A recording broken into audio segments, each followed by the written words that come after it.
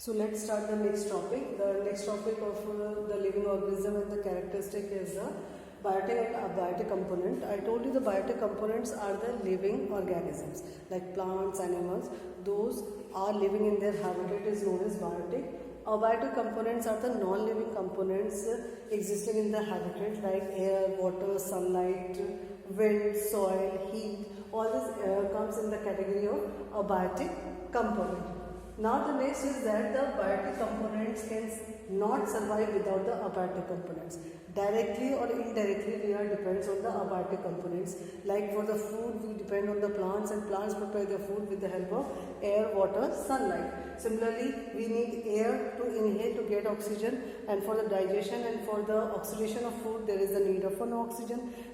We need a body temperature, okay, so that temperature is required for the normal body growth and for the different life processes. So in our ecosystem there is an interaction between the biotic or abiotic component, and it makes the organism to live in their surrounding, in their ecosystem, in the nature. So there is an interaction between the biotic and the abiotic component.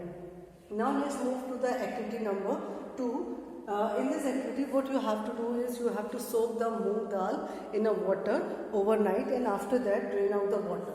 Now keep the moong dal in the 4 samples. You have to take the 4 tumblers, or you have a glass tumblers, you can use that one, and place some sprouts of moong in the 4 samples. Now you have to keep these setups in the different situation. Like in the sample number A, here you will place the sprouts in a water. In the B, you have to place the sprout half filled with the water and keep the setup in a sunlight, nearby the sunlight, or in the in your room where the sufficient amount of light fall in that area. And in the sample number 3 or C, you have to place the sprouts in a water and place them in a dark area. That means no sunlight fall in that area, or you can place it in a cupboard. And in the 4th sample, you have to place this sprouts in the water and keep that setup in a low temperature. You can place it in the fridge also.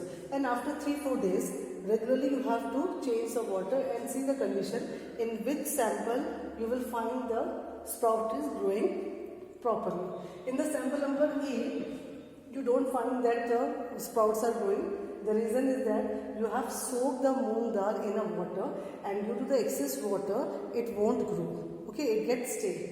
In the sample number B, the sprouts get the water, air, and the sunlight.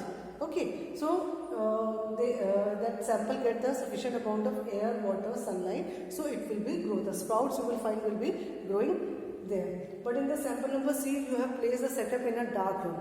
There is no sunlight, so the sprouts won't able to grow properly. And in the sample number D, where we have placed the setup in a low temperature, maybe in the refrigerator, so there is a very low temperature due to which it won't grow, because it get the water also but it won't get the sunlight. So we find that in the sample number B, we find that the sprouts are growing very well. This shows that there is a basic need of any organism to grow. It needs air, water, sunlight, temperature for the growth. Okay, so this shows that these are the factors which is necessary for our organisms to live in their habitat, or they have to little bit adapt with them.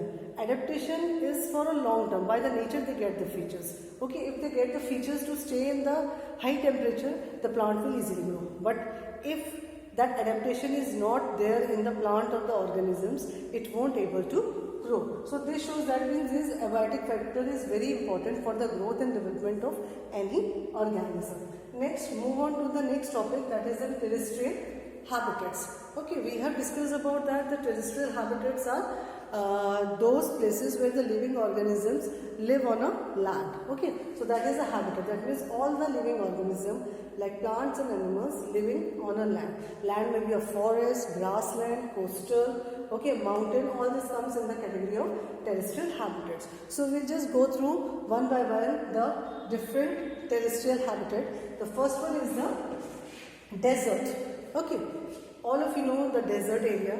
Okay, mostly we find that it is made up of sands, and maximum you will find the soil type is that of sand. Okay, and the sand having a property that when it get the heat, it will be warm up and heat up, and when the temperature get low, it can easily cool down. Okay, so that is the property of desert sands. Okay, now we find that the desert area is mostly in the Rajasthan in our area, and that is one of the hot, having the hot climatic condition. So deserts area or the desert habitats having always the temperatures remains high and the low rainfall. There is a lack of water and there is a high temperature during the year. So in this condition, that means the temperature is quite high and there is a low water. And whenever we study about that Rajasthan, we know that there is a very low rainfall there and there is always a scarcity of water. So there also the human beings are living, there also the living creatures are there, animals are living, plants are living there. So that means they have to adapt that climatic condition, they have to adjust with the climatic condition. So what are these adaptations? Let's see. Camel. You have seen the camel. Camel is known as the ship of desert. Now why it is known as the ship of the desert? The reason is that the camel can tolerate the high temperature. First thing. Second, it can remain there for a long period without water. Okay, that means it having a capability. That means if the camels do not get a water whole day, that camel will survive. It won't die. Okay, so camel having a capability. Now what are their features? Because of that feature, because of that adaptation, that camel is able to survive in the desert area. Now the camel having a long limbs. You have seen the camel, the limbs of camels are quite long. Now why it is long? Because when the camel is walking over the sand, over the desert, there is a high temperature. If they having a long limbs, then what happen? It can manage the heat of the desert. Because I told you during the sunlight, the sand get heat up and it exert the lot of heat. So when they having a long, when the camels having a long limbs, so that when the heat can, because we know that the warm air moves up, so it can be easily move away. So it can tolerate the heat of the desert. First thing, the camel having this adaptation. Second, they can pass only a very less concentrated urine. Whenever you see the urine of that, it should be of very small in amount and its color is quite yellowish. That means it always passes the urine in the small quantity. Third, when you see the fecus of the camel, it is very hard, stiff, because it has very less water. Okay. Third thing, that camel, fourth thing is that the camel do not sweat, because its skin is quite hard and stiff, so that the maximum water should remain within the body of the camel. So this is the features, and due to these features, the camel is known as the ship of the desert. But what about the rest of the organism? Still some of the organisms is also living, like mole is there, snakes are there, rats are also existing in the desert area. So how do they live? So they have some other special features, like rat, moles or the snakes. They live in a deep burrows. Whenever they need something, like they need a food, they need a water. So what they does, they just come out from their holes and burrows from early morning or after the sunset. Okay, so in the late night or in the early morning, they come out from their homes and they search their food, they search the food, they search the water. Okay, so they can stay in a deep, you can say, they can stay in a deep burrows. Okay, you will find that they will stay in the deep burrow, so that whenever the sunlight falls, it won't get heat. तो वो बिल्कुल गहरे छेदों में रहते हैं to protect themselves from the excessive. और in the evening, when the sun's temperature get low by the wind, they come up and they search their food and they search the water. They get the water by killing the prey or by the using the leaves of the plants or the some fleshy material for eating, so that they can fulfill the need of the water in their body. So these are the characters. Now next is a plant. If we talk about the plant is also have to stay, because the animals have a chance that they can just go to their safe places. They can stay in the burrows, they can go in the shed. But what about the plants? Plants have to stay there for 24 hours. That means they have to stay, or they have to manage the heat. So they have some special features, like you have all known about the cactus. So cactus having the spines and thorns. Why the leaves are reduced to spines and thorns? So that they can not do the process of transpiration. Okay, it can reduce the transpiration. The loss of water within the body is quite less when it is reduced in the reduced into the thorns and spine, because if they having a leaves, that means there is a lot of transpiration, there is a losses of water, and that won't be managed by the plants. Second thing, they having a stems that is a fleshy, and that stems perform the process of photosynthesis. Okay, and the third one is that all the plants which are existing in the desert area having the deep rooted, because the underground water is quite deep in the earth, so they having a deep root so that they can get the water from that place.